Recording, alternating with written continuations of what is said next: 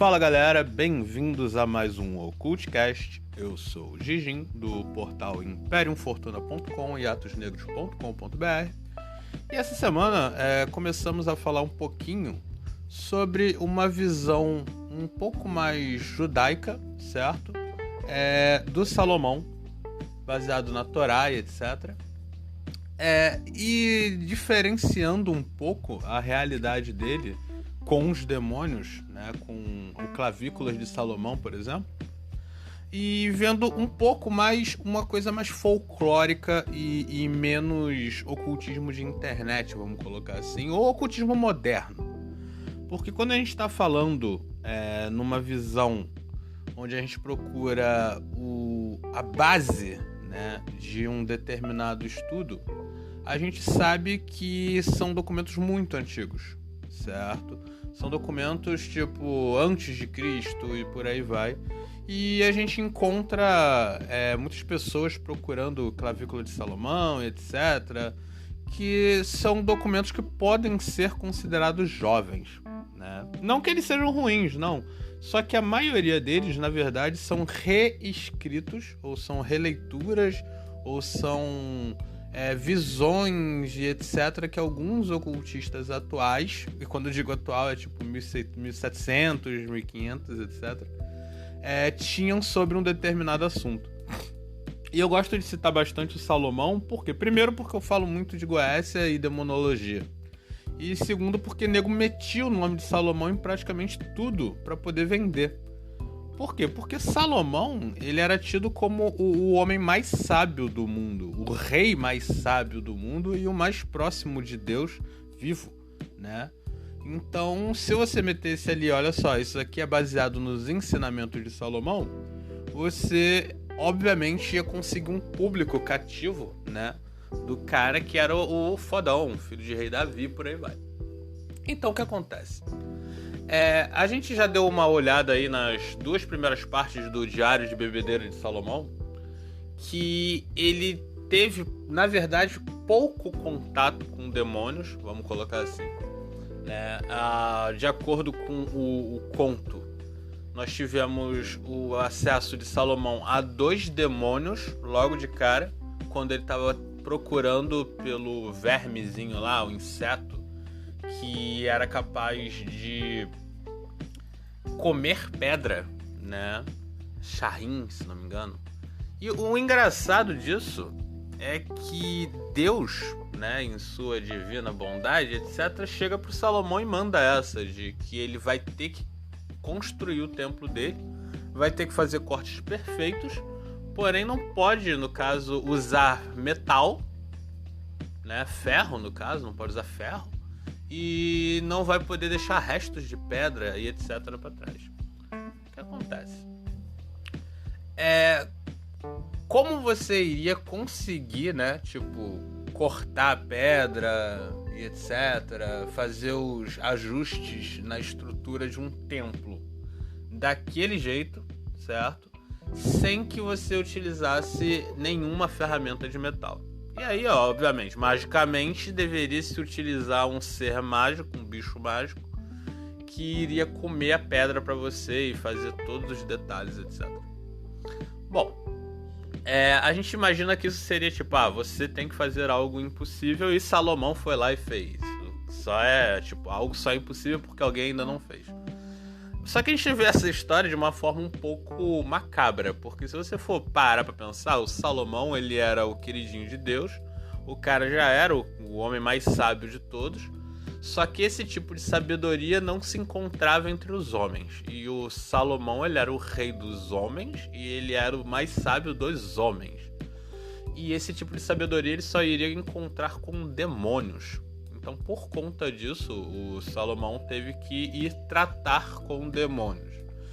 E foi algo que eu citei no texto, é que se vocês olharem bem na obra da Goécia em si, né, no Lemegeton, etc., vocês vão encontrar muito a citação de que os demônios são capazes de encontrar coisas escondidas, certo? E acredito que essa alusão, né, que todos eles tenham essa qualidade, é muito baseada nesse conto de Salomão, né? Porque, teoricamente, os demônios, eles não respeitariam o espaço-tempo, certo? Ou seja, o espaço-tempo para eles não existe como existe pra gente. E eles seriam capazes de encontrar coisas escondidas. Ou encontrar coisas, vamos botar assim. Esse escondidas, nego, normalmente coloca, dá a impressão de que alguém escondeu e por conta disso o demônio vai lá e achar. Não. Coisas escondidas é encontrar algo que você ainda não sabe onde está, certo? Então, nesse caso, foi o Salomão procurando por esse vermezinho, né? Para que ele pudesse fazer os cortes das pedras no Templo de Salomão. Assustadoramente, existe sim um vermezinho. Ele vive dentro de pedras, dentro de locais com água. E ele come sim, né? Teoricamente, ele come pedra e ele caga areia. Na verdade, ele meio que desmancha a pedra e ele caga ela moída. Foi encontrado em 2006, isso que é interessante. Então, tipo, talvez quando alguém foi fazer esse conto do Salomão, né, eles já tinham conhecimento desse tipo de verme esquisito, saca? E aí colocaram lá no conto e tal, até porque ele é bem raro, né? Como eu disse, ele só foi realmente catalogado em 2006. Então ele não é um negócio que tu encontra ali no teu quintal. Mas ele é um bichinho nojentinho, ele parece uma larvazinha, saca? E ele come a pedra e aí ele caga a pedra moída e teoricamente ele não digere a pedra não, tá? Mas isso daí deixa lá pros estudiosos aí, certo? Então o que rola?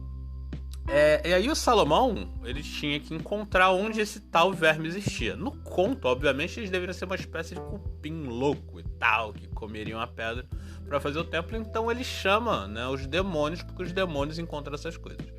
Só que os demônios não são todos sábios, então ele encontrou 2 demônios.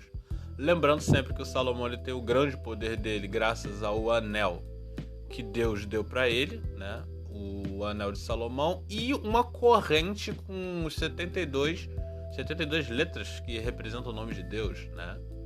E com isso ele tem o poder de Deus para subjugar demônios. Então aí já entra uma questão interessante que a gente fala da Goécia, é que para você praticar a Goécia de Salomão, você tem que acreditar em Deus. Você tem que ser temente a Deus. Você tem que estar na direção de Deus. E que Deus é esse, né? Então você não pode simplesmente acreditar no seu Deus afro, por exemplo, ou no seu Deus Shinto, e falar, beleza, agora eu vou praticar a Goécia e vai dar certo. Não. O sistema da Goécia em si, ele é direcionado, certo? Vamos colocar aí, tipo, ao Deus católico, vamos botar assim, ou Deus judeu, algo... Vocês entenderam o que eu quis dizer, tá? Cristão não entra não, tá? Você não pode chamar Jesus na hora não, porque não vai dar certo. Tem que falar com o pai dele, sacou? Porque nesse momento, se você for parar pra pensar, o próprio Salomão ele era mais ou menos como um Cristo, ele era o favoritão de Deus. Então chamar o irmão mais novo não é uma boa ideia, certo? Então o que rola? Ele chama então esses demônios, e esses demônios avisam a Salomão que eles não sabem onde está esse tal verme, mas o patrão deles, o chefão, que é o Asmodeu, ou lá no hebraico, né, Asmadai, né, sabia onde estava. Por conta disso, o Salomão ele manda o general dele lá prender Asmodeu. Isso é uma outra parte da história que é interessante, porque eles tratam Asmodeu como um cara que tem um dia a dia, né? Tanto que o cara ele faz tipo uma espécie de arapuca para prender o Asmodeu, né? Tipo trocando a água por vinho, né? No reservatório de água, fazendo com que Asmodeu bebesse, ficasse doidão e ele levasse o Asmodeu, né? Lembrando que para ele poder prender o Asmodeu, né, subjugá-lo, ele levou a correntinha sagrada lá do Salomão e por conta disso ele conseguiu prender Asmodeu. Mas vocês conseguem ver então a forma como o conto, né, folclórico, vamos botar assim, ele enxerga o Asmodeu. Ele enxerga o Asmodeu como um ser que estava ali passeando. Um ser que as pessoas sabiam onde estava, que as pessoas podiam ir lá a pé e tal, encontrá-lo. Não é aquele negócio místico de viagem para outros planos e vou lá chamar o bicho. Não. É tipo, o Asmodeu tá ali. Isso me lembra muito, me remete muito à questão dos djinns, né? Que eu tava falando dos gênios. Que os gênios, teoricamente, eles andam pela Terra, sacou? Junto conosco. Só que a gente não consegue enxergá-los. Os demônios, né, também seriam mais ou menos assim. Eles estariam por aqui, mas nós não conseguiríamos enxergá-los. E aí, então, esse general, né, ele leva, né, lembrando que todos os nomes, os detalhes estão nas matérias. Isso daqui é tipo um resumo pra galera que tem preguiça de ler, ver se interessa pra quando eu postar a terceira parte, né? Então, esse general, ele leva o Asmodeu pro Salomão, né? E então Salomão consegue, né, provavelmente num papo não muito agradável, obrigar o Asmodeu a dizer pra ele como encontrar esse tal verme para que ele possa construir o templo de Deus, né? Só que, trato feito, porra nenhuma, né? Quando o Asmodeu realmente entregou a informação pro Salomão, Salomão ousou prender o Asmodeu e deixar ele preso lá durante o período inteiro que ele estava construindo o templo. Então o que aconteceu?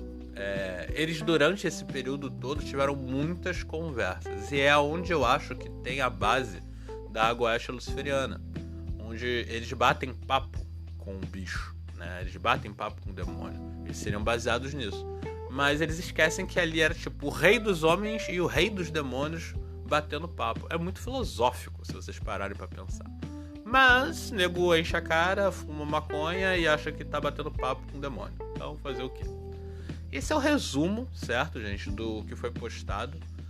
Lá tem um pouco mais de detalhes. Isso tudo vocês encontram em contos e tal.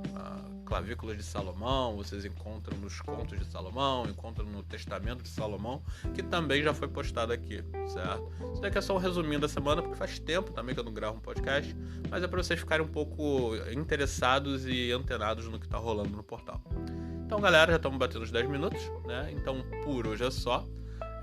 A gente vai ter uma parte mais detalhada, provavelmente na sexta-feira, mas por hoje a gente para por aqui. Lembrando sempre que nós temos o nosso grupo no Facebook, nós temos o Instagram, que a gente não utiliza tanto, né? Mas temos o nosso Instagram, podem entrar em contato conosco lá.